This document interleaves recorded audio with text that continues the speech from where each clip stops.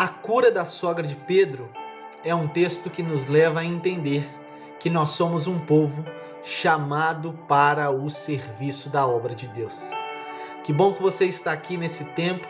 Eu oro e espero que essa palavra edifique a sua vida, em nome de Jesus.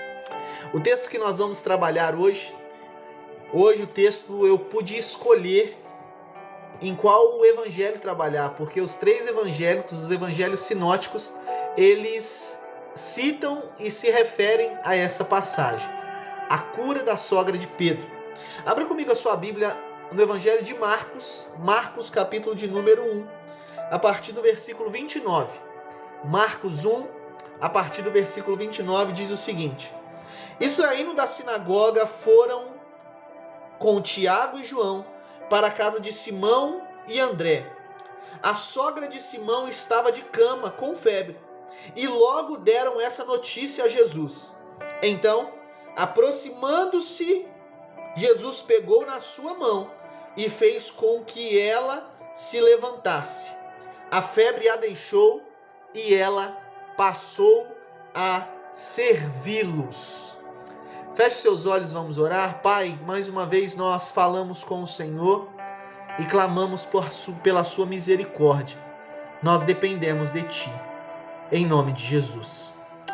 Amém. A cura da sogra de Pedro se deu em um dia de sábado, quando os judeus diziam que não era lícito fazer isso em dia de sábado. Não era lícito servir a alguém em dia de sábado.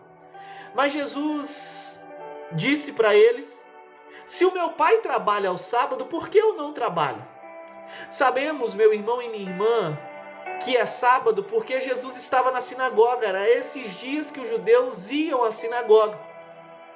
Entenda, e se Jesus servia aos outros no sábado, será que nós não deveríamos servir também as pessoas todos os dias? Se o sábado era um dia que o serviço, a cura de alguém talvez não era permitida, não seríamos nós desafiados a buscar seguir esse exemplo de Jesus e servir as pessoas? Eu gostaria de compartilhar algo que o Senhor fez saltar aos meus olhos nesse texto, ao ouvir essa passagem. Quando nós cuidamos das coisas de Jesus sem interesse, Ele cuida também das nossas coisas. O evangelho de Marcos, ele foi o primeiro a ser escrito, apesar de o evangelho de Mateus ele vir antes do evangelho de Marcos. Marcos foi o primeiro evangelho a ser escrito e nos traz uma visão talvez um tanto quanto mais próxima da ordem dos acontecimentos. Então, algo que eu gostaria de chamar a sua atenção é que antes da cura da sogra de Pedro acontecer, Pedro ele é chamado para seguir a Jesus. Em Marcos capítulo 1, versículo 16 ao 18, nós vemos o chamado de Pedro e André para servirem a Jesus, e o texto diz que eles, deixando tudo, seguem a Jesus. É provável que Pedro, assim como nós, tivesse preocupações quando foi chamado por Jesus. Muitos afazeres. Quem de nós nunca disse: não, Jesus, isso eu não vou fazer não, eu já tenho muita coisa. Pedro tinha situações para resolver. Ele era um pequeno empresário, entre aspas, tinha esposa e a sua sogra estava doente. Mas ao ser chamado para servir a Jesus e o seu reino, Pedro não volta atrás, ele deixa tudo para trás e vai. O que você faria com muitas demandas na sua vida? Melhor, o que você tem feito ao ser chamado para servir a Jesus em sua obra? A palavra do Senhor nos diz: buscar em primeiro lugar o reino de Deus e a sua justiça, e essas demais coisas vos serão acrescentadas, se referindo às citações anteriores lá em Mateus capítulo 6. Entenda uma coisa: ouça o chamado de Jesus para você servir a Ele, e sirva a Ele com excelência. Não olhe para trás, deixe tudo e vá.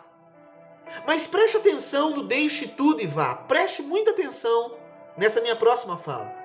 O jovem rico, ele foi chamado por Jesus para segui-lo, mas ele não foi e perdeu. Pedro, diferentemente dele, deixou tudo e foi, e se tornou um instrumento poderoso da implantação do reino de Deus.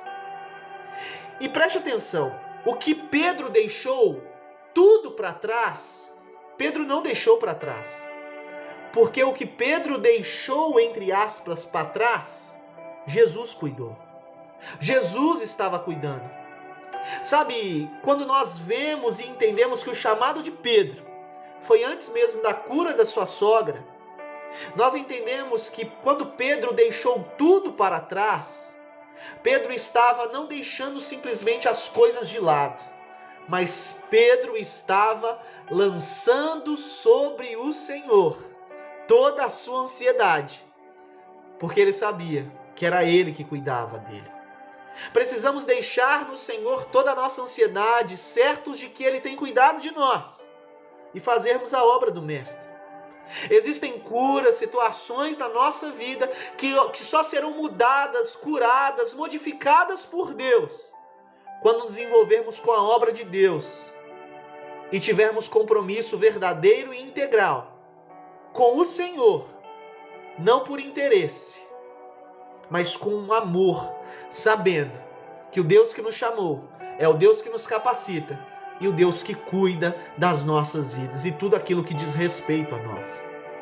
Quando ouvimos e obedecemos ao chamado de Jesus, servimos com amor, sem interesse, e Ele, por graça, cuida dos detalhes necessários de nossa vida. Pedro disse sim ao chamado de Jesus, mas com certeza ele estava preocupado, como eu disse. Poxa, como ficará minha esposa? Eu tenho esposa. Como ficará minha sogra? Minha sogra está doente. Mas sua resposta não fez com que ele desse um passo para trás. Suas preocupações, suas ansiedades, suas angústias não fizeram Pedro abandonar o chamado de Jesus. Não fizeram Pedro, olha não, Jesus espera, eu preciso resolver algumas coisas. Não fizeram Pedro fazer isso. Mas fez com que Pedro deixasse tudo aos cuidados do Mestre, sabendo que ele, aquele que o chamava, era o próprio Deus. Ele decide segui-lo, ele decide servir a Jesus. E Jesus não nos mima, mas cuida daquilo que é necessário. Cuidou de Pedro, proveu sobre a vida de Pedro, mas também cuidou das preocupações de Pedro com sua sogra. Ele cuida da saúde da sogra de Pedro. Hoje vemos tantas pessoas dizendo: eu não faço a obra de Deus porque eu não tenho tempo, sabe? É muito corrido a minha vida hoje.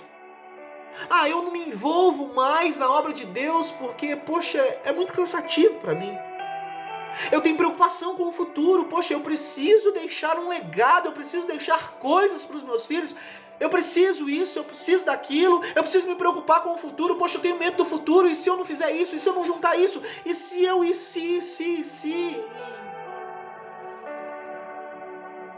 E outros gastam tempo demais controlando suas vidas, querendo ser o autor, o escritor dos seus próximos dias.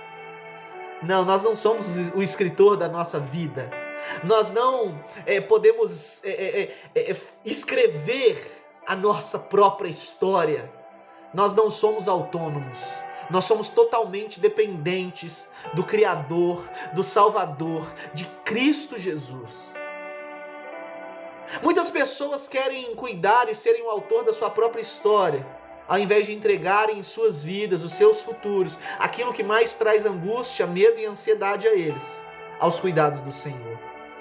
Aqui vemos que quando nos dispomos a servir ao Senhor, mesmo tendo muitos afazeres, Jesus cuida dos detalhes da nossa vida. Às vezes nós achamos, não, Jesus não se preocupa com coisas pequenas. Não, Jesus não nos mima. Mas aqui a cura da sogra de Pedro, é óbvio que foi um instrumento de Deus para glorificar o nome dele através de Cristo Jesus. Mas também nos deixa esse ensinamento. Quando Pedro, antes de a sogra de Pedro receber a cura, Pedro decide servir a Jesus.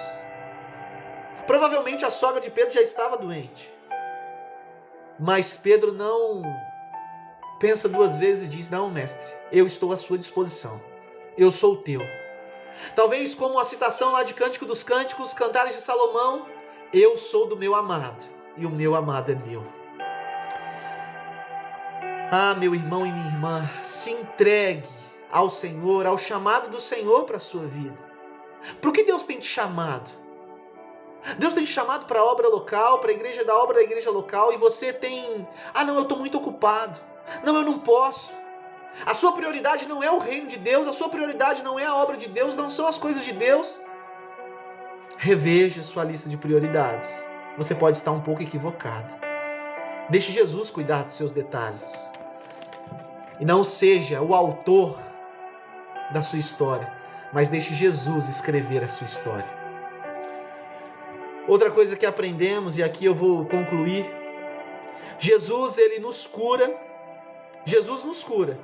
Intervém em nossas vidas para que nós possamos não ficar nos vangloriando, mas para que possamos servir a Ele e ao seu reino. A sogra de Pedro, isso nós encontramos esse relato nos 3 evangelhos. Será que isso é importante? Os 3 evangelistas, Marcos, Mateus e Lucas, citam isso. Após ser curada, ela passa a servir. O evangelho, irmão e irmã, como as pessoas têm acreditado por aí, não é um meio de enriquecer. Não é um meio de ter uma vida, somente uma vida: ah, eu quero uma vida tranquila, eu acho que eu vou servir a Jesus, Jesus é paz, Jesus nos faz prosperar segundo a sua vontade, segundo ao real sentido da palavra prosperar, que não é o que as pessoas muitas vezes ensinam por aí. Mas o sentido do evangelho não é receber somente, mas sobretudo servir.